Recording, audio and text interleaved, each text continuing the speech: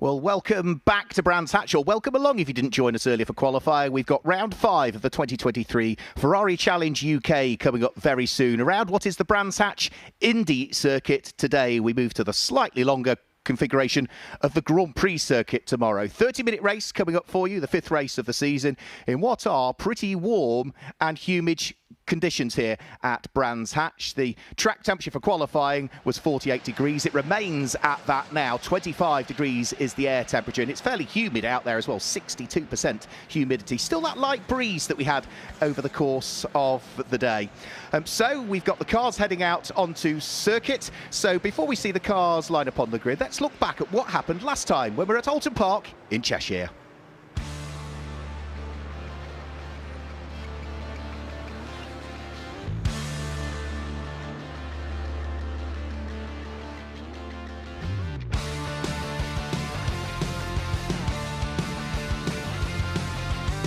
Andrew Morrow will start the race from pole position.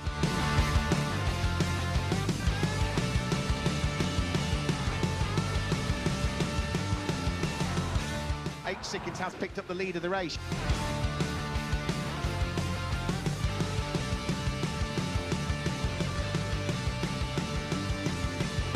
Andrew Morrow claims the win.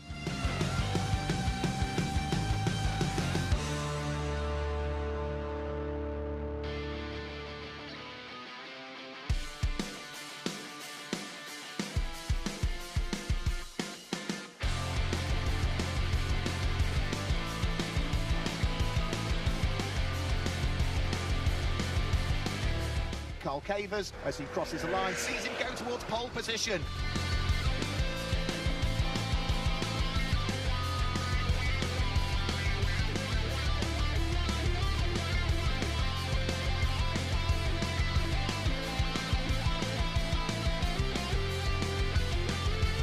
Andrew Morrow sneaks up the inside.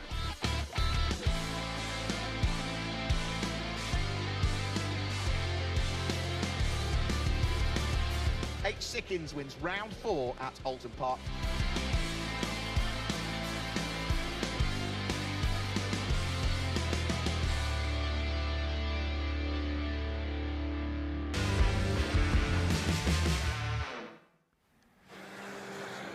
Well, that's what happened last time out at Alton Park. We arrive here at Brands Hatch with another 2 races ahead of us, and it also means we get to the halfway point of the 2023 Championship season. So let's have a look at what the standings are. In Trofeo Pirelli, Andrew Morrow, as a result of 3 race wins so far this season, leads on 65 points, 12 points ahead of Hans Sickins, who's there in 2nd place. And Carl Cavers is just a few points further adrift of that, 5 points further adrift in 3rd. John Dillon, Faisal Al-Faisal and Graham Dazil complete the top 6 in Trofeo Pirelli.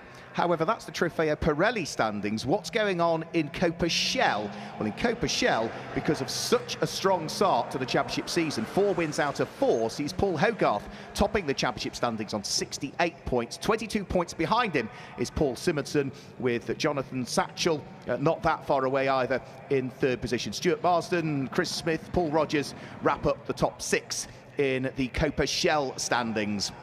We also have the teams championship that we need to think about as well. Last year, Greypool Birmingham were leading the teams championship standings, and they'll be hoping that they can maybe do the double here at Brands Hatch. Well, Brands Hatch Indy Circuit is a difficult circuit to overtake at, and overtaking is therefore a bit of an art. So let's have a look at exactly how do you perform that art of overtaking. Well, the key ingredient is knowing who your opponent is. Are they quicker than you, your speed, or maybe slower? So you have to judge that. I find I have places that I feel safest at trying to do it, so I normally just spend the lap setting myself up for being closest to the car in front at that point, and occasionally it works for me. You kind of got to do it safely, you've got to do it quickly, and I would say actually when you make your mind up to overtake, you've got to do it, and you've got to do it then and there, because if you hesitate, then you're going to have a crash. I think what you have to really do is judge your braking. You know, when there's a car in front of you, you get very close. Peripheral vision, obviously the car in front brakes obviously a bit later than you are, you've got to be a little bit soft, and I think you just have to line up everything. It's different from the start to maybe halfway through the race. So the start, you just basically go for any space it's going. But if you're in the middle of the race, you work out who it is, and then you try and judge where they're slower, which maybe not anywhere, or they'll maybe slow out of a particular corner or slow under braking into the next corner. Occasionally you do come up behind somebody who's a back marker slow and you just get straight past them. When you come up against somebody who's close in time to yourself, then you probably have to weigh them up for at least 2 laps before you have a go.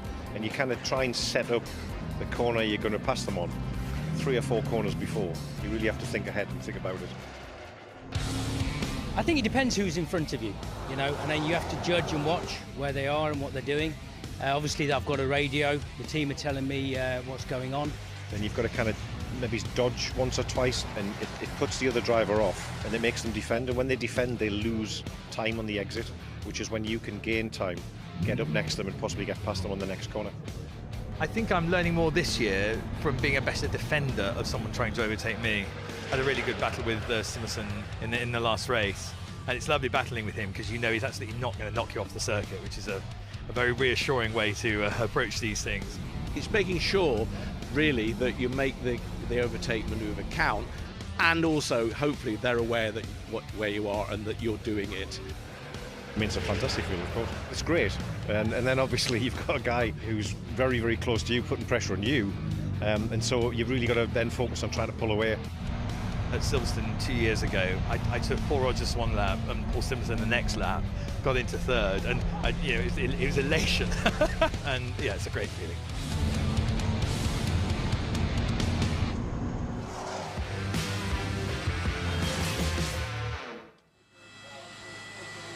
Hello everyone and welcome to the grid here at Brands Hatch. The first race of our Ferrari Challenge weekend is about to get underway. Delighted alongside me, Vicky Butler-Henderson. It's beginning to really excite me now. The race in prospect. We've done free practice, we've done qualifying. This is when it really counts. Yep, this is absolutely exciting moment, and also as a driver it's perhaps the most tense moment. You just want to start going because everything's going in your head. You're trying to focus, you're trying to keep calm, but you are also excited. Everyone will be having butterflies of some sort. Indeed.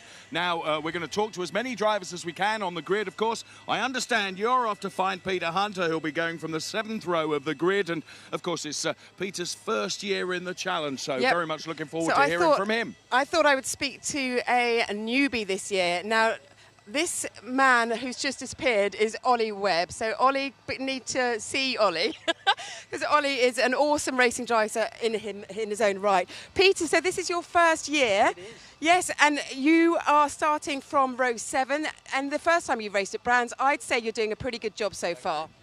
It's nice to be here, and it's not actually the first time actually on this track. It's the first time actually being here.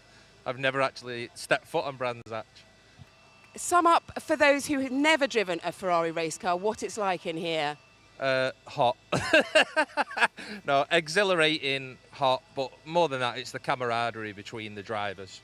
So although everyone's going for a win, everyone's cheering each other on. So there's no machismo or bravado, it's just good fun. I love it. Best of luck. Enjoy. Thank you. Well done, Vicky, getting hold of Peter Hunter for us. Great job done there. We're going to continue our grid walk now as we try and pick out just 1 or 2 of the drivers and maybe even some driver coaches as well. To my left-hand side and Vicky's left-hand side, we can see Stuart Marston in the final stages of preparation as the crash helmet. Vicky, in our days of racing, of which your racing career was vastly more successful than mine, I never had anyone do my crash helmet up for me. No, do you know what? I actually take pride in being able to put the D-ring on properly. But it's very difficult when you've got the hands device because you've got a strap that really restricts your movement. So it is quite difficult. And if you have got some extra hands to help, then take it. Hands device, the head and neck support, which is very much mandatory in the Ferrari Challenge. So all these 488 Challenge Evo cars then standing by to get out there on track. If it's okay with you, Vicky, right now I'm going to dive in and speak to Paul Rogers, who was looking very, very good in qualifying. And I owe Paul Rogers a big thank you because he presented me with a large mug earlier on this weekend. Paul, what are you hoping for from here?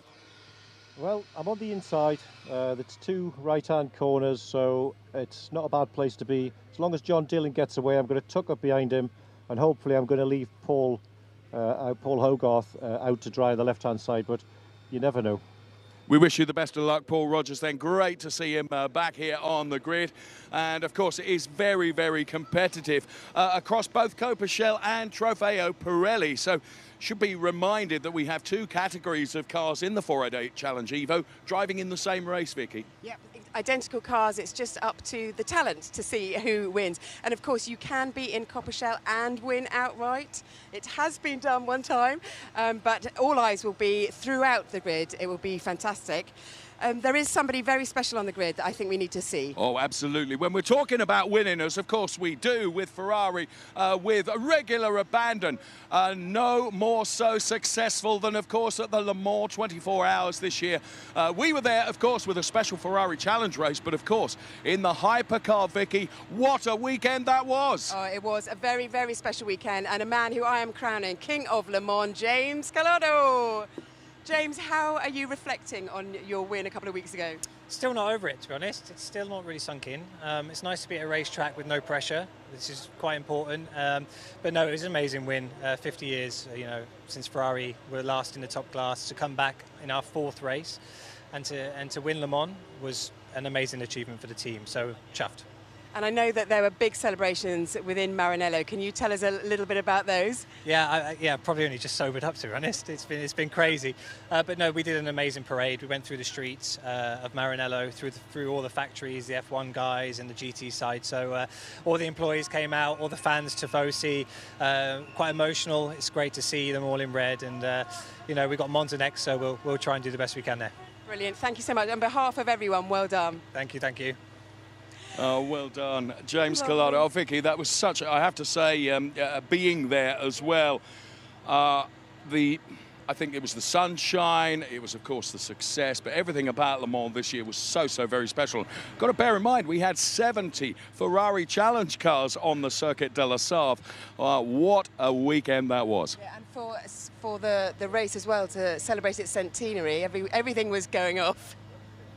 You're absolutely right. Right. As if by perfect timing, Vicky Butler-Henderson. It only happens because you're here, you know. Here we are at the front row of the grid, and we have Hans Sickens, and right alongside Hans Sickens is Carl Cavers, who I have to say, Carl, I'm going to dip behind you if you don't mind. I'm going to grab a quick word with Carl Cavers, and maybe even Lewis Plato as well. Let's dive in here. Carl, going into Paddock Hill, you're on the outside line. Camber doesn't favour you necessarily. What's your strategy? There's been plenty of people start from P2 and make it work, so it's just keep it clean. If I follow Hans, similar to Alton Park, hopefully this time he makes a mistake and I get to capitalise, but just keeping it clean through Paddock and Druids to start with will at least give us a fighting opportunity. Carl, we wish you the best of luck. If anyone can do it, you can. Carl Cavers there. And, going from that P2 position on the grid. And Vicky Butler-Henderson, you've raced here at Brands Hatch a number of times. And it's not until we actually stand on the grid we can really appreciate the camber difference going into Paddock Hill. Honestly, if I had a tennis ball here, it would absolutely roll to that side. So if you're on the outside, you do need to slightly sort of sneak in a bit just to help gravity, just to let gravity help you, as you go away. And then, of course, you've got a rise up it, so you need to be absolutely on it, but your eyes need to be on those lights, and as soon as they fade, boom, you go. And the thing is, going into Paddock Hill Bend, as you take the right-hander, which I last did on a scooter, it drops away like an absolute cliff, doesn't it? You've got to have nerves of steel. That was the expression I was looking for. And also a load of muscle as well, because you're fighting the car wants to run away, you're trying to fight it, keep it back on the circuit. It's hot in there as well, and noisy and fabulous. It's hot, and it's getting even hotter because the race is about to get underway. From Vicky and from myself, that's it for now. But of course, the voice that will bring us all the action through this Ferrari Challenge race, a very good afternoon to Mark Werrell. Brilliant stuff on the grid, guys. Well done. Yeah, the 1 minute board has been held aloft, and the final few mechanics and team members are just leaving the grid now in advance of this first of two 30-minute races that we'll have over the course of this weekend. Round 5 today on the Indy circuit. Round 6 takes place tomorrow, where the cars can really stretch their legs on the Grand Prix circuit. It's going to be a challenging race, this one, not just because it's a short lap and therefore there's very little time for the drivers to relax, but equally as much at Brands Hatch, you've got the undulations and everything else. So let's have a look at an onboard lap as we head around Brands Hatch. We'll jump aboard with Coppa Shell driver Julian Dye. So the car comes over the start-finish line. You're in 6th gear as you head up towards Paddock Hill Bend. Onto the brakes for Paddock Hill Bend, down into 5th gear. Turn in, you commit to the apex before you see it. Let the car run wide on exit and flat out up the hill towards Druids. Brake under the bridge from 5th down to 3rd. Apex the corner. Use all of the curb on the exit. Up into 4th gear, down to Graham Hill Bend. Just a short little dab on the brake. Stay in 4th, blend the throttle on the exit. And then flat out down the Cooper Straight. Up to 5th gear, you head up towards Surtees, either a dab or a lift on the brakes. Use all of the curb on the left and on the right at McLaren. Brake in a straight line, down to 4th gear, and be very, very patient on the throttle. As soon as you've got the car rotated, pick it up, flat out towards the start-finish line, and that is a lap of the 1.2-mile Brands Hatch Indy Circuit by Julian Dye. So the cars are on their formation lap, and as they head around the formation lap, it will be Hans Sickens that will be sitting there on the pole position, trying to build the temperature into these controlled Pirelli tyres that all of the cars have. So we should hopefully be able to guide you very shortly through the grid. Hans Sickens on pole position, Carl Cavers sitting alongside, Faisal Al-Faisal and Andrew Morrow on row number 2. And it's John Dillon and Paul Hogarth, who is the leader of Coppa Shell, that sit there on row number 3. So Hans Sickens at the wheel of the number 16 car, sitting there on pole position. The red lights are on. There are 30 minutes on the clock, and we're about to get round 5 of the 2023 Ferrari Challenge UK underway here at Brands Hatch. Red lights on, red lights go out now, and the cars charge their way up towards Paddock Hill Bend for the first time. It looks as though Faisal Al-Faisal is looking to attack at the inside and might make it through to the lead of the race here. Hans Sickens going with him, but a brilliant start from Faisal Al-Faisal brings himself up into 2nd position, and Carl Cavers, who is looking to try and make some early progress, has dropped from 2nd down into certainly 3rd, possibly 4th, because John Dillon has had a brilliant start. Carl Cavers should, I think, just about hang on to 3rd place, with a light rub between himself and John Dillon as the two of them made just the lightest of contact coming out of Druids and down towards Graham Hill Bend. But Hans Sickens is away, looking to try and build the lead in the early stages of this one from, in 2nd place, the number 76 car of Faisal Al-Faisal. Good start from him, but he can't quite get the car turned into the apex as they feed their way up towards the conclusion of the first lap, and Carl Cavers is trying to get the overlap, just managing to lose out there as Faisal Al-Faisal got him covered off coming out of Clark Curve. So onto the brakes in towards Paddock Hill Bend. Faisal Al-Faisal runs a little bit wide, doesn't exactly grab the apex through there, but it's still Carl Cavers in 3rd place. John Dillon's there in 4th place, and Andrew Morrow, remember, he's the championship leader. He sits there in 5th place, but the race leader over a 2nd advantage pulled out on just the first lap of the race. Paul Hogarth is leading Coppa Shell in the early stages from the rest of the Pauls, Paul Rogers and Paul Siverson. So that's 6th, 8th and 9th places respectively. Andrew Morrow looked to try and sneak his way up the inside and grab 4th place away from the number 61 car of John Dillon, but John was having none of that at all, and the Irishman still sits behind as they come over the start-finish line now and complete lap number 2. Lead advantage has grown again. It's now grown to 1.6 seconds. The green and grey car of Faisal Al-Faisal sitting there in 2nd place, but then he runs wide by the look of things all through the gravel trap. Carl Cavers goes through and pounces. John Dillon sneaks through, and by the time Faisal Al-Faisal comes out of the gravel trap, he's down into 4th place, and he's trying to clean up his dusty Pirellis and prevent himself from losing a further spot to Andrew Morrow, who was almost able to capitalise as well. So despite the good start from Faisal Al-Faisal, he now finds himself down in 4th position. John Dillon up to 3rd. He'll be looking for his first podium of the season if he can. Started the season at Snetterton with 2 4th places. Andrew Morrow now looking to try and place Faisal Al-Faisal a further place down, but again can't quite manage to sneak his way through. Quick replay, mid-corner, cold tyres. Faisal Al-Faisal felt the tail end just step around on him, had to gather it up with a little bit of opposite lock and steering input, and that was just enough to skitter him through the gravel. Now Andrew Morrow's looking to try and get the overlap, heading up towards Druids corner. He's got the inside line, and I think he might go through here. Andrew Morrow, is he through? No, still side by side with Faisal Al-Faisal, but finally is able to wiggle his way through it ahead. So up to 4th now for Andrew Morrow, down to 5th for Faisal Al-Faisal, and behind him in 6th place is the man who leads Coppa Shell at the moment. That's the black car with the Dayglow green flashes to it in the hands of Paul Hogarth. So out of McLaren, clear ways on towards the King Clark curve. Through goes Hans Sickens, the race leader, leading by 1.2 seconds that time through. That's because Carl Cavers has just set the fastest lap of the race in the number 51 car in second position. So a good lap from Carl, representing Greypool Nottingham.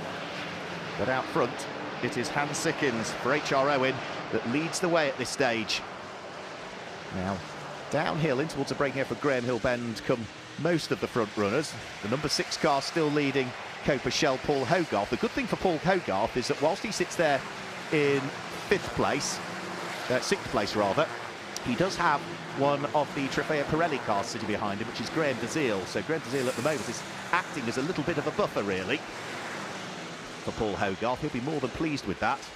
Lots of dust being raised again as somebody just briefly dipped a wheel into the gravel trap, one of the cars running towards the sharp end. And we've now got, 5 laps chalked into the book. Over the start finish, there goes Marcus Vivian. He's been kept rather busy at the moment. He's got the number 69 car sitting directly behind him, which is Chris Smith. But for Hans Sickens, down in towards the left-hander goes Hans Sickens. Graham Hill Bend, flat out down the Cooper Straight. And is that gap coming down yet further between himself and Carl Cavers? In the previous lap, it came down by an absolute whisker, about 50 thousandths of a second, so it didn't come down by much, but it's still going the right way as far as Carl Cavers is concerned. But I think on this lap, I think Hans Sickens has responded to the fact that he was getting caught very slightly by the car behind. I think the lead advantage will have stretched again. Yes, it has. It has come out by a further 0.3 of a second that time through, so it's now to 1.5 seconds nearly between first and second place. Andrew Morrow is now up into third as well. He's managed to work his way through and past John Dillon's number 61 car. So John Dillon now has lost out. Through has gone the Charles Hurst entered machine, and there is John Dillon with a very sideways Faisal Al Faisal behind him. 2 huge black Pirelli tyre marks were left there as he thumped the accelerator heading out of Druids and gathered up the 488 Evo with a bit of arm twirling to counteract the power slide. Bit of opposite lock, but that was a close moment there for Faisal Al Faisal. Good car control, keeps him in 5th position. Now for second in Coppa Shell at the moment, it is going to be over the start-finish line, the purple and day-glow pink number 20 car of Paul Rogers, who is second in Coppa Shell, running 8th place overall currently. If anything, I think he's closing in on Graham Dazil that sits behind as they head up and in towards the braking area for Druids. So Sickens from Cavers from Morrow. John Dillon at the wheel of the Tricolore liveried machine. Still with Faisal Al Faisal sitting behind him for HR Owen at the wheel of the number 76 car. And are they now getting caught by the Coppa Shell leader, Paul Hogarth, who I think is closing ever more up? A drive-through penalty, I'm afraid, for Marcus Vivian has just been served. That is for causing a collision out on circuit, so that will have dropped him now, the number 28 car, all the way down towards the tail end of the field, I'm afraid. So over the start-finish line comes battle for 4th and 5th place. John Dillon still working hard, still trying to keep Faisal Al Faisal at bay. Just behind those is the Coppa Shell leader, Paul Hogarth, who, remember, is as yet to be beaten in Coppa Shell so far this year. That black and day-glow green car has been at the top of Coppa Shell all season. It's not for want of trying from the others, it's been really close on occasions as well, but Paul Hogarth somehow, as always, come out on top from the point scoring. So through the left-hander at Surtees, such an exciting part of the circuit that, where the cars hardly brake at all. A slight lift, as we heard from Julian Dye. Some drivers might just choose a little dab of brake, but you really have brilliant lateral movement in the driver's seat. You really feel the G-force through there as you flick your way through the left-hander at Surtees and then the right-hander at McLaren. John Dillon still just ahead of Faisal Al Faisal. Took a bit of a defensive line in towards Paddock Hill Bend that time through, but it's still the Greypool Nottingham number 61 488 Evo that lies ahead of Faisal Al Faisal, who again mid-corner, big twitch as he tries to get on the power as soon as possible heading out of Druids. And again, the car just reminding him that haven't quite got the level of grip, even with these fantastic Pirelli tyres, as the horsepower overcomes the brilliant grip that you get from the Pirellis. Gathers up the moment again, doesn't lose a great deal of time either, but just go to show how hard these drivers are pushing and how close the championship, I think, is going to be all season.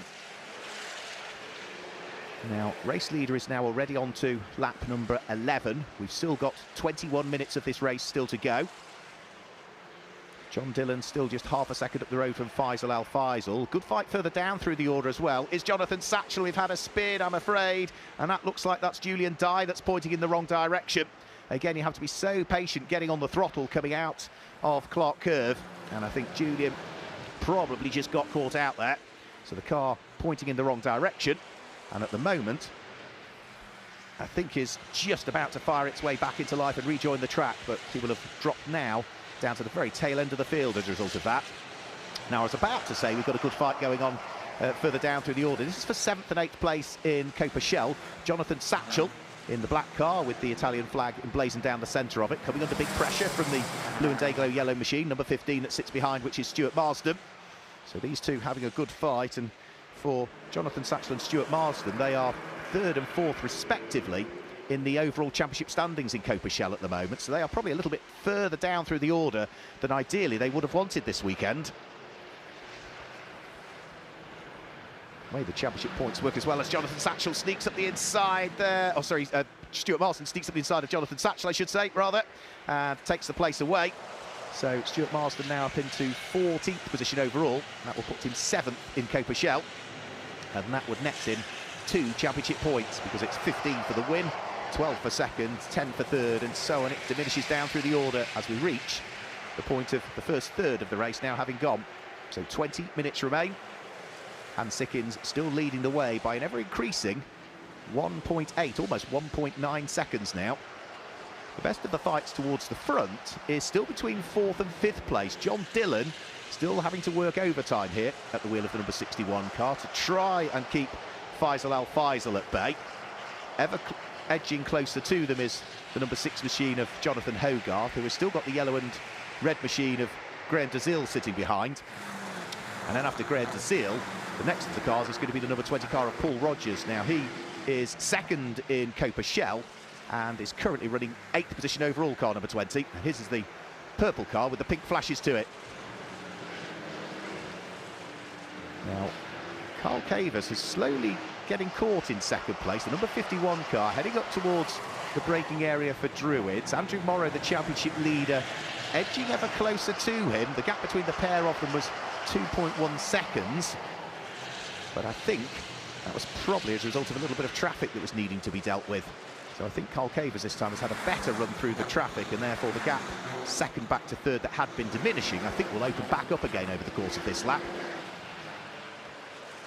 And Sickins is about to thread his way back over the start-finish line. This is lap number 14 that he'll be chalking into the book this time through. He was leading by 1.9 seconds from Carl Cavers. That has come down to 1.5 seconds. And the gap from Carl Cavers back to Andrew Morrow did indeed increase. It came out by a further half a second that time through because of that traffic. Still nothing to choose between the cars in 4th and 5th respectively as they head through Paddock Hill Bend. John Dillon driving the 61 car still hanging on to 4th, but he's still got Faisal Al Faisal sitting behind him. Now, the fastest lap of the race that we've had so far was set by Carl Cavers, a 48.958. That is the only lap we've had so far that is into the that bracket, 47.958. Everyone else is in the 48s. Now, for Carl Cavers, that potentially could net him an extra championship point as well. That's what's up for grabs for the fastest lap, as back over the start-finish line comes Hans Sickins. And now that is 15 laps completed, 17 3/4 minutes to go. He leads by 1.9 seconds. John Dillon still under enormous pressure from Faisal Al Faisal, who's trying to draw himself alongside. And then Jonathan Hogarth just behind those, who continues to lead Coppa Shell at the moment. Now, this is the opportunity. Faisal Al Faisal up the inside of John Dillon, heading in towards Druids, and I think the number 76 car has the inside line. Could John Dillon brave it out around the outside? No, place lost. So Faisal Al Faisal again leaving black tyre marks on the exit of the corner as he thumps the accelerator as hard as he possibly can. But Faisal Al Faisal now back into 4th. Down to 5th goes John Dillon. And now it's John Dillon that's got the Coppa Shell leader, Paul Hogarth, right behind him. Out of clearways, up towards Clark Curve. Again, the car jumping around in the hands of Faisal Al-Faisal, brilliant to watch him, absolutely pushing the car to the very, very limits. Now, has he driven too hard, and therefore with 16 minutes to go, how much do you look after those Pirelli tyres? For the moment, the body language of Faisal Al-Faisal's car will tell you that he is driving it as quickly as he possibly can, but of course, you know, in another 10 or 15 minutes time, those tyres might really start to feel it a little bit, and others that maybe have looked after theirs might come back into the picture. We'll find out as and when we get to the checkered flag, but that's a while away yet. Still a lot of work to be done here in round 5 of the 2023 Ferrari Challenge UK. And Sickins back over the start-finish line. Colcaver's still 1.9 seconds back. 1.6 seconds back off that is Andrew Morrow. Over the start-finish line now will come the fight for 4th, for 5th, for 6th, and so on. Faisal Al-Faisal, John Dillon, Paul Hogarth, then the slight gap back before we get Graham DeZiel, who, if anything, now has come under more pressure from the number 20 car. That's the purple and pink car of Paul Rogers. 9th will be number 77, Paul Simerson, and completing the top 10 at the moment will be 69, which is Chris Smith. Another good fight that we've also got is going to be the number 15 car of Stuart Marsden, who is now pretty much fully caught up with Robert Reeves. So the Dick Lovett Swindon car coming under a little bit of pressure now. Traffic being dealt with by Chris Smith as he dives through and past William Terrier's car. William is the first of those at the moment that is now off the lead lap of the race, and for which we've now got our race leader next time through. We'll be heading on to their 20th lap of the race. So we are soon rattling through the laps here, and we are now also at the halfway point of this race. So 18 laps completed, about to become 19 laps before too much longer. Good fight for the final place inside the top 10, just heading through Paddock Hill Bend as well and up towards the braking area for Druids. And that is Chris Smith, who is coming under enormous pressure from Elliot Pickering in the number 37 car. The grey car with its orange flashes, looking to try and thread its way through. Elliot Pickering is one of the drivers that runs in Trofeo Pirelli, and he is looking to put the Coppa Shell driver under pressure. But again, such short straights here at Brands Hatch, it's not easy. You get a toe off the car, but by the time you get close to it, you're already starting to get towards the next corner where you either need to lift off the gas or dab the brakes, as the case may be. Now here might be the best opportunity for Elliot Pickering. Gets a good run, but again he's too far away as they head up towards Paddock Hill Bend. Now you're going from 6th gear down to 5th gear for Paddock Hill Bend, so it's not a big braking area really. So again, looks as though he might just have to see what else he can do. Going to get a quick replay here, and this is another spin on the exit of Druids, I'm afraid, for Julian Dye. He'd already had one spin, hadn't he, coming out of the final corner, and lost a chunk of time there, but it's a spin coming out of Druids. Didn't lose quite as much time, got the car hooked up, pointed in the right direction, kept the engine running, continues in the race, but he's now dropped well and truly down through the order, and he's also off the lead lap as a result of his spin from earlier. Now 4 cars as one head up towards Paddock Hill Bend. John Dillon, Paul Hogarth, Graham DeZiel and Paul Rogers. However, for one of them, John Dillon, he has now picked up a penalty for going beyond the track limits, I'm afraid. So John Dillon, I think, has scooped up a 5-second penalty for transgressing the circuit limits at turn 3. It's all been down at Graham Hill Bend, which is the downhill braking area. And yeah, he picked up a 5-second penalty and might actually have subsequently picked up a second 5-second penalty. So I think John Dillon might be on possibly a 10-second penalty at the moment, and that is on corrected time. It's really going to drop him down through the order, I'm afraid. Such a shame, because he'd been going so well. Just over 12 minutes to go. Hans Sickins comfortably leading at this stage. He's just managed to build that gap.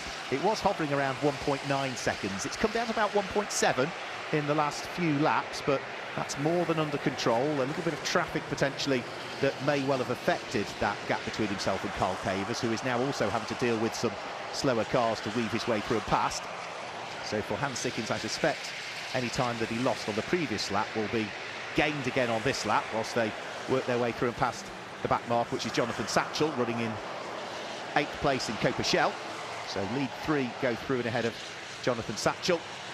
And yeah, it's now up to 2.6 seconds. So yeah, the traffic really not aiding the cause of Carl Cavers there. lost a big chunk of time. 9/10 of a second, 8/10 of a second to the race leader.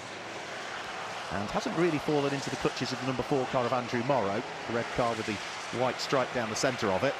The Irishman still sitting there in 3rd place, which was where he finished at Alton Park in the second of the 2 races. So still managing to keep podium spots for him. And Sickins, another driver that's finished on the podium overall in all of the races so far this season, as has Carl Cavers, so there's been good consistency at the front. But at the moment, Hans Sickins is looking to try and scoop up his 2nd win of the season, and it would be 2 wins on the bounce because he won the 2nd of the 2 races at Alton Park. And now, potentially, he's going to win here at Brands Hatch. Well, there's still 11 laps to go. That's going to equate to something like 11 minutes to go. That's going to be 12, 13 laps, something like that. So there's still work to be done. Also back markers to deal with as he laps William Terrier for the 2nd time. Now he's dealt with the back marker though. Bit of clear track again, just to focus his efforts on and try and maintain what is now a 3-second gap between himself and the chasing pack.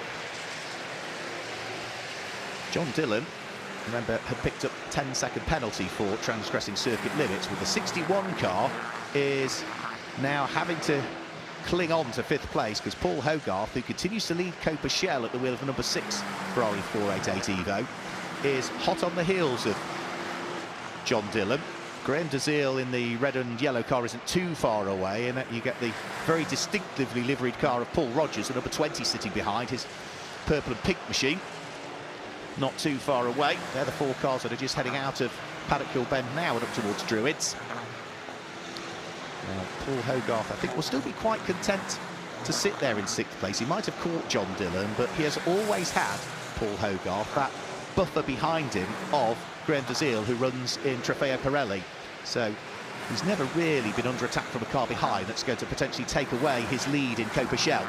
So even if DeZiel got through, the number 6 car would still continue to lead the Coppa Shell section of the race. And they're about to come back over the start-finish line and conclude a further lap. 25 laps now completed by our race leader. The lead advantage is remaining static on that lap. It's hovering around 3.5 seconds from Hans Sickins back to Carl Cavers.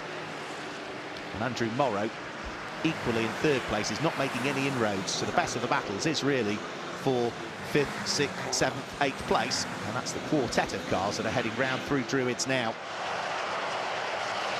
Downhill in towards Graham Hill Bend. John Dillon can't afford to run wide again at the exit of the corner, stays within the confines of the circuit, doesn't allow the contact patches tyres to go beyond the red and white painted curb surface. And again, nice and neat and tidy through the fast-flowing section at Surtees and on towards McLaren as they come over the start-finish line. You really do get an impression of how little the drivers are able to rest around this Brands Hatch circuit. So even the Brabham straight, the start-finish line, isn't really a straight. As soon as you get the car straight, you're already thinking about what you need to do into the braking area for Paddock Hill Bend. And once you get out of Paddock Hill Bend, you've got, you know, a couple of seconds of respite before you're on the brakes and up towards Druids. And then the only other slight rest you get, again, is just for a couple of seconds down the Cooper Straight. So you're always having to do something. And of course, when you're in such a tight battle as they are at the front, there's even less respite, because even in the straights, you're looking in your mirrors, you're looking to see what the car behind is doing. Is it close enough to try and mount a challenge? Has he got a run on you? So the drivers, even around this short circuit, will, on a warm day, be absolutely shattered at the end of it. Grand Prix circuit tomorrow, at least there's a little bit more respite. Yeah, very challenging, very different circuit, but the longer straights mean you can at least take a bit of a breather. Over the start-finish line go the quartet, fighting over 5th back to 8th position. Still in the same order, however, there is a little bit more traffic just up the road that we'll need dealing with before too much longer, as Marcus Vivian dives up the inside of William Terrier. So that was the car in 16th place, now putting a lap on the car in 18th position. But John Dillon will see that pack of cars ahead, and he will be thinking, right, I really hope I meet these in the right place. He's going to meet William Terrier as they head round through Surtees and up towards McLaren. Can he sneak through before they get towards Clearways? Yes, he can. William Terrier stays out of the way, so it allows Paul Hogarth to go through. Graham DeZiel will go through as well. Paul Rogers at the wheel of the purple and pink car will follow through as well. So nobody really gained or lost any time through that little bit of traffic. The next car they're going to catch then is going to be the yellow car of Vivian, who is just up the road. Now, where will they meet Marcus Vivian?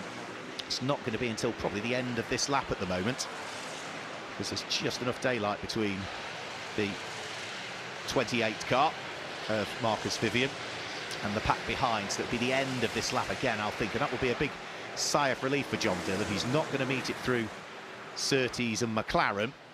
It will probably be onto the Brabham straight and over the start-finish line, where he'll pick up the toe from that car and try and squeeze his way through. He'll want to get it done before Paddock Hill Bend, and if he can get the job done and others can't, that's the opportunity that he's looking for. With 6 minutes to go, they're all about to feed their way over the start-finish line, and John Dillon still isn't close enough yet to Marcus Vivian.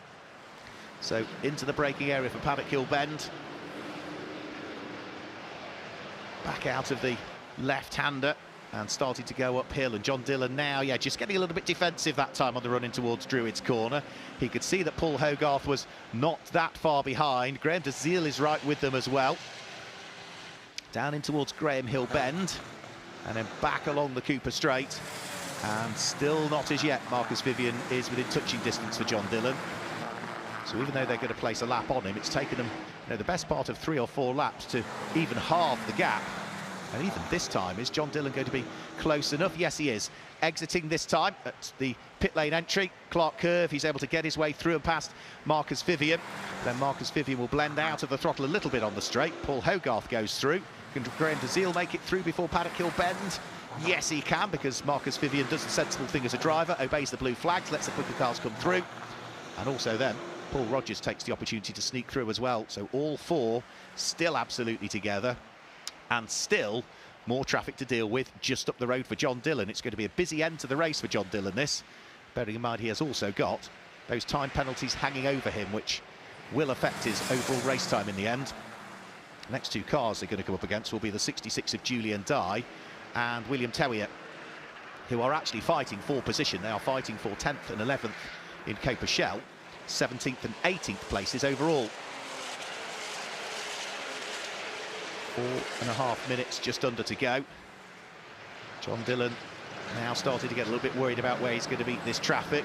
As long as he can just make sure that he's decisive working his way through and not give an opportunity to those chasing him down behind.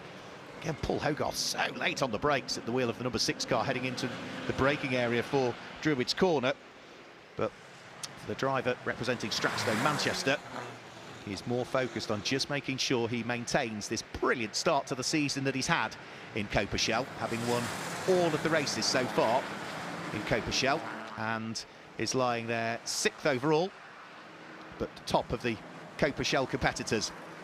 Julian Dye almost got caught out there as John Dillon looked to try and sneak his way through and up the inside, place a lap on the number 66 car, but John Dillon has got that job done, has picked off at least one of the back markers and has managed to at least keep Paul Hogarth behind. Paul Hogarth coming under pressure from the red and yellow machine of Graham DeZiel, who still can't get through at the wheel of the Meridian Modena car.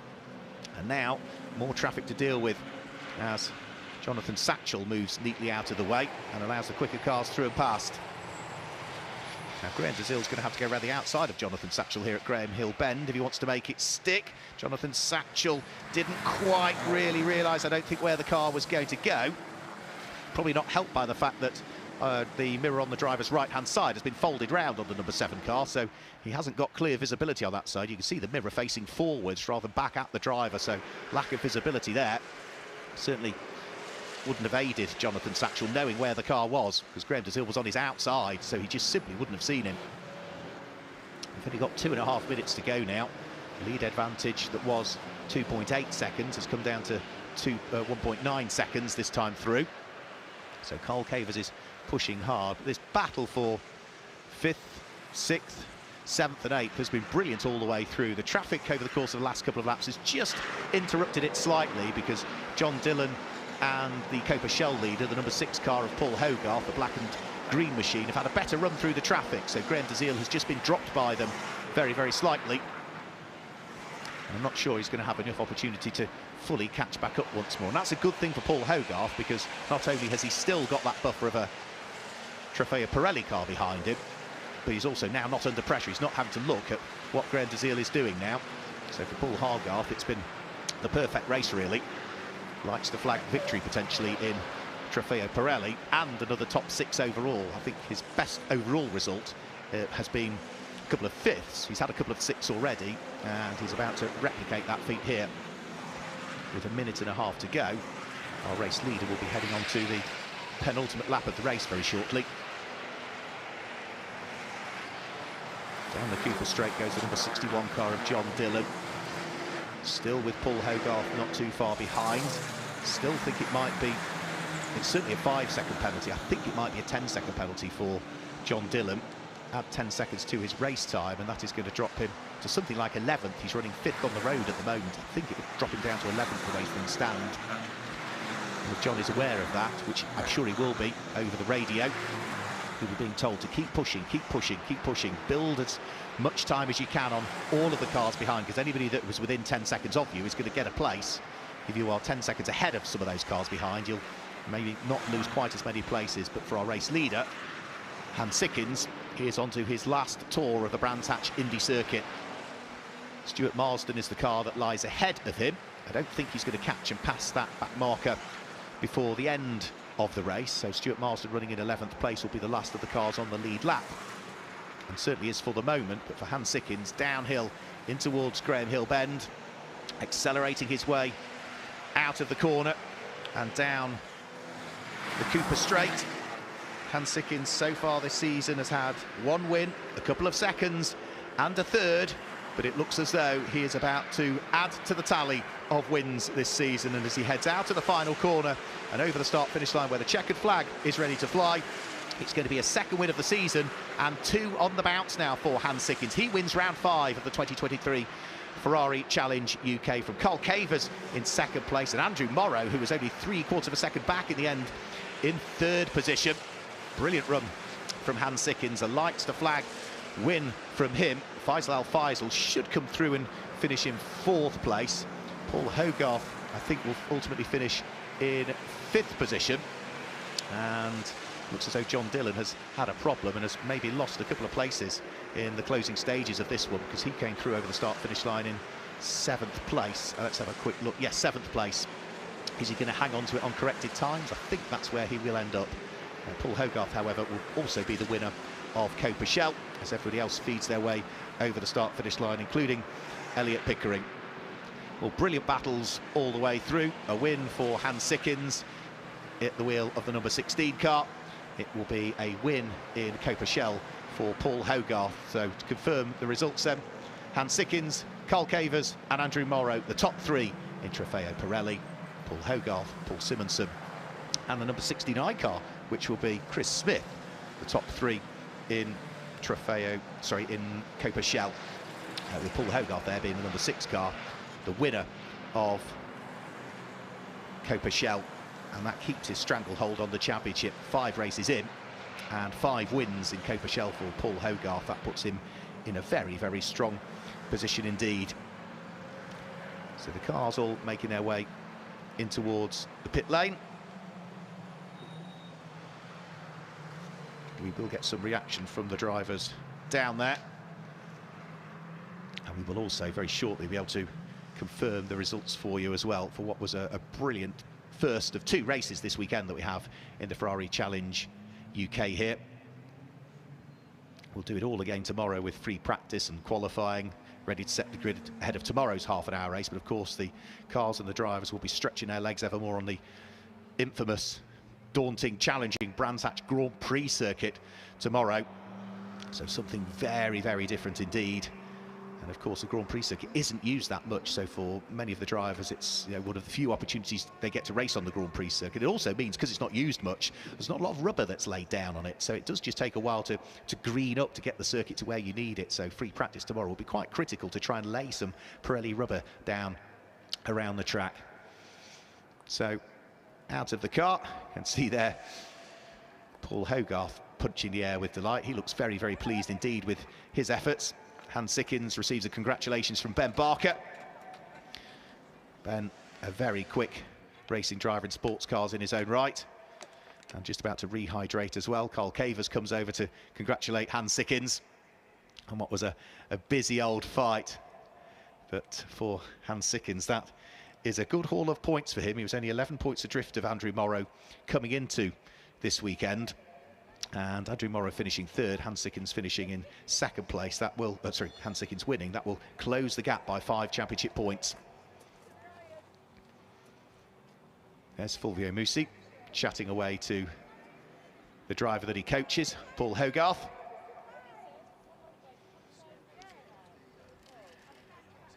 So we will get some further reaction from down there in the pit lane very, very shortly. But let's just have a quick look at the cars that finished in the top 3 in each class. There's Andrew Morrow. He will have finished third overall in the race and third in Trofeo Pirelli.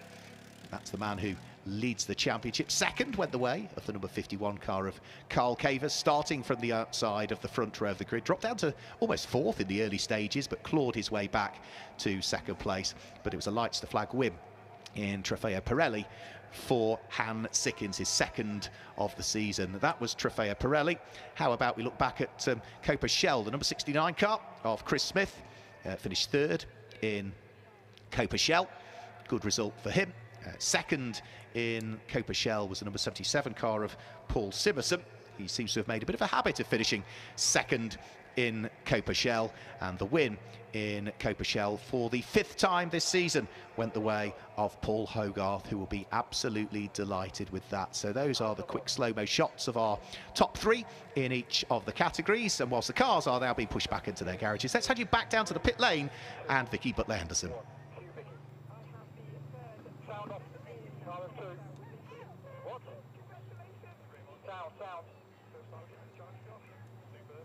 What's going on? No sound, no sound. What's going on? Sorry, Vicky, abort, we've got no sound. Coming to 1. Yeah, I know. RF2, no sound. We have no sound on RF2. Vicky, we have no sound from you. RF2, check your audio, please. We've got no sound. I'm on camera 1. Sorry, Tom, if you could deal with anything, that'd be great. So cars just being pushed back into their respective garages. Certainly for some of the cars, there'll be the regulatory checks that need doing as well. And whilst they're doing that, let's look back at some of the highlights that we've just seen from the 5th round of the championship season, the first of the 2 races here at Brands Hatch. Well, Hans Sickins was really the man to beat when the lights went out. He started from pole position and would lead the pack up towards Paddock Hill Bend, having to go all the way around the outside to hang on to the lead, because it was a really good start from Faisal Al Faisal, who picked his way through up into second place. Carl Cavers dropped down into third place, with John Dillon slotting into 4th position. However, Faisal Al Faisal ran a little bit wide coming out of Druids, which dropped him off the coattails of everybody else. Through went John Dillon to pick up a place. And also Carl Cavers was able to pick him off as well. Then there was a great fight that continued. Faisal Al Faisal was pushing as hard as he possibly could to try and hang on to the position. John Dillon continually applying the pressure to him. Whilst further down through the order, there was also a good fight going on between Robert Rees, who was fighting away with Stuart Marsden for honours in Coppa Shell.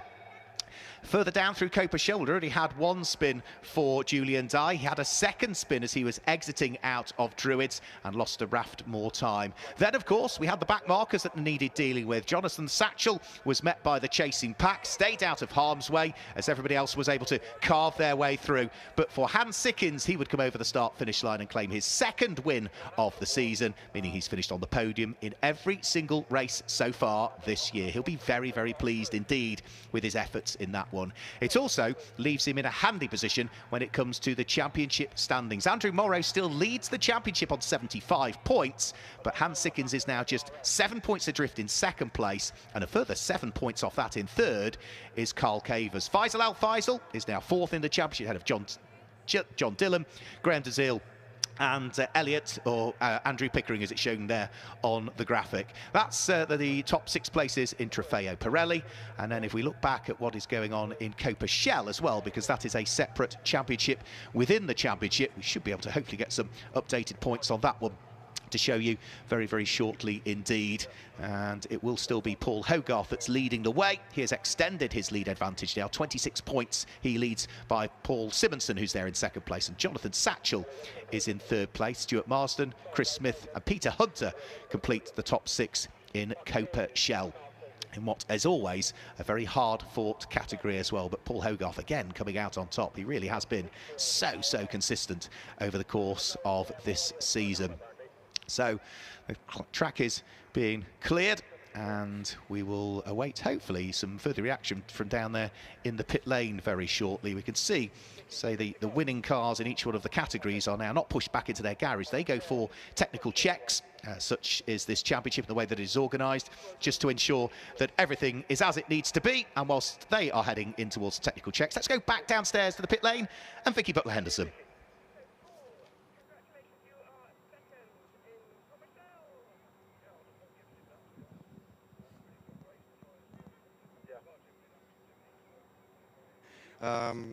Then Chris, to be fair to Chris, it's his first season this year. He's also a Birmingham driver.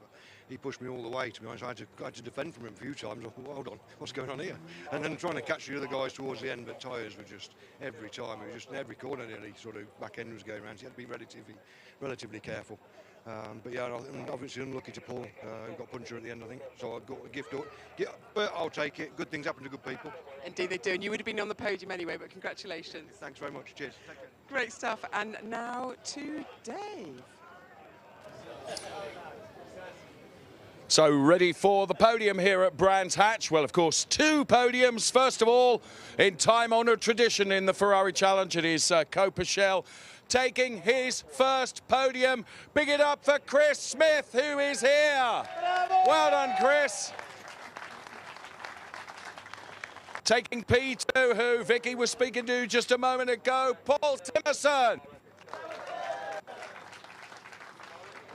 And then on the top step of the podium, Paul Hogarth.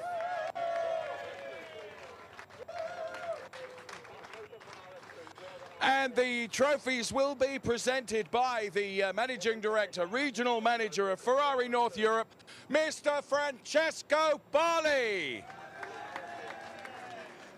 So P3 trophy being awarded to Chris Smith. Brands Hatch weekend will be one he remembers for a long time. P2 then to Paul Simonson. And what a run of success this man is having. What a star you are, Paul Hogarth.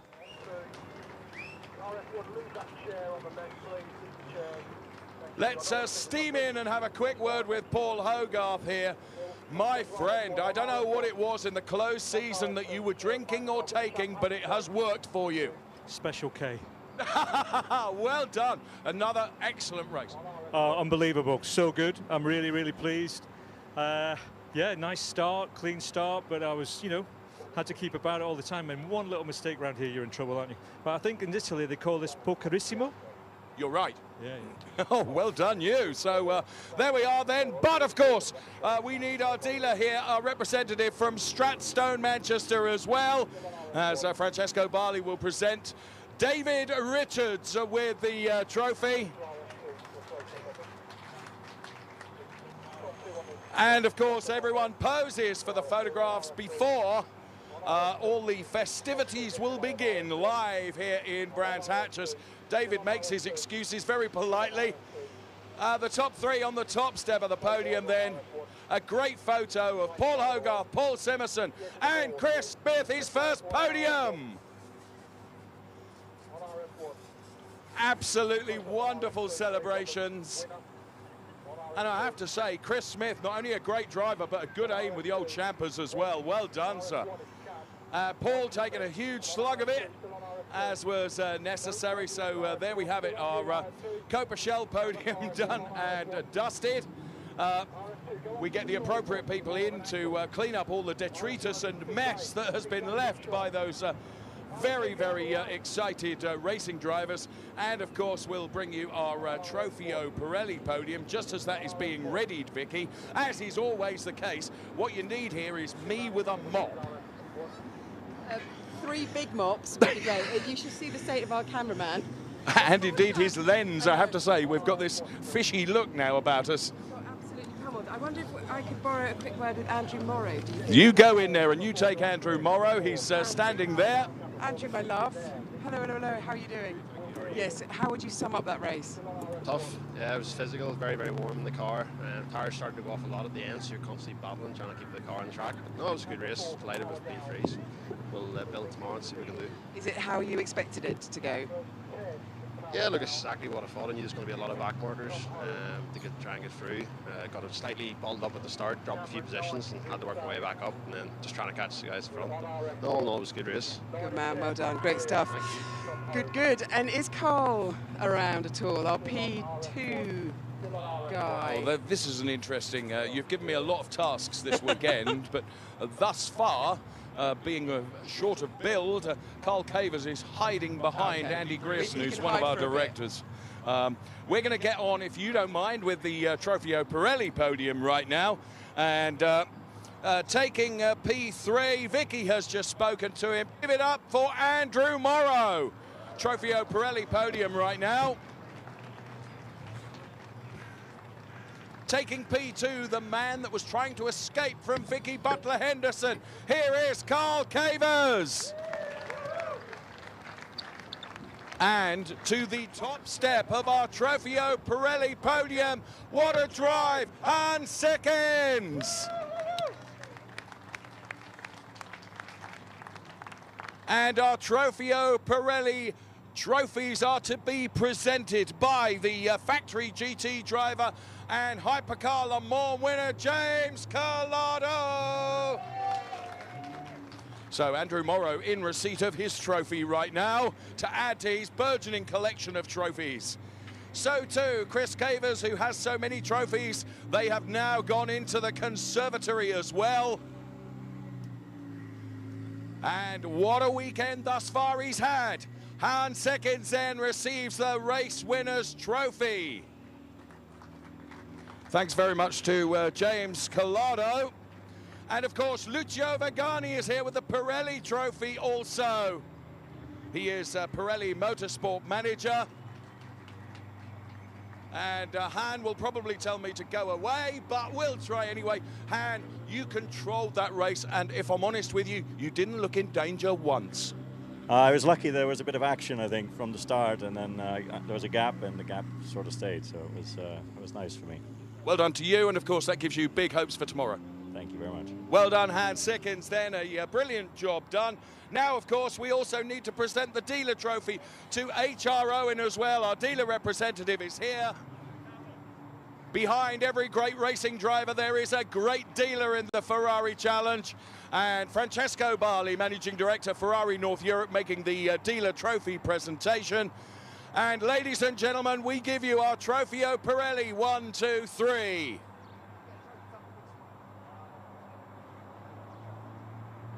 And with the focus of all the media done and dusted, it is time for the enjoyment for those drivers up there on the podium. They being Hans Seckens, Carl Cavers and Andrew Morrow. Vicky Butler-Henderson, as we summarise, wow, what a race, and as always, the podiums are great fun as well. Never ever get champagne in your eye. I tell you, it absolutely stings, and you can't see. So have you ever watched for F1 boys when they're spraying the champagne and people are walking around the back? You really can't see with champagne in your eyes. See, you would know all about that, as opposed to me, I wouldn't. Sweet taste of victory.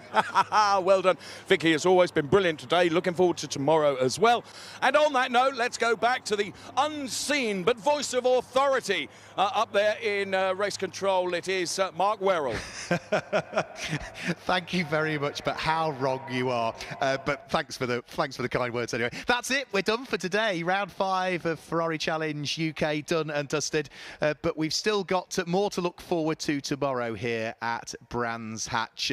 Hans Seckens, just to confirm, won the race from Carl Cavers in 2nd place, with Andrew Morrow in 3rd place. Faisal Al-Faisal was 4th and 5th, and the win in Cape Shell went the way of Paul Hogarth. Graham Dazil was in 6th place ahead of John Dillon, who was 7th. Paul Simerson was 8th and finished 2nd in Cape Shell. Elliot Pickering and Chris Smith, who finished 3rd in Cape Shell, completed the top 10. Then just outside of the top 10, In 11th place, it was Stuart Marsden. He was the last of the cars that finished on the lead lap, ahead of then Peter Hunter, who was 12th. Robert Rees, Jonathan Satchell, Marcus Vivian complete the top 15. Paul Rogers, Julian Dye and William Tellier were the last of the runners. And that's it for today here at Brands Hatch. Thanks for joining us for round 5 of the 2023 Ferrari Challenge UK. But we'll be back with free practice tomorrow morning, which gets underway at 10 o'clock. And then, of course, we have the exciting part of qualifying and round 6 of the season to come tomorrow as well. So from Vicky Butler-Henderson, from Dave Richardson down there in the pit lane, myself, Mark Werrell, up in the commentary box. Thanks for joining us today. We'll catch you again tomorrow on the Grand Prix circuit here at Brands Hatch. Until then, goodbye.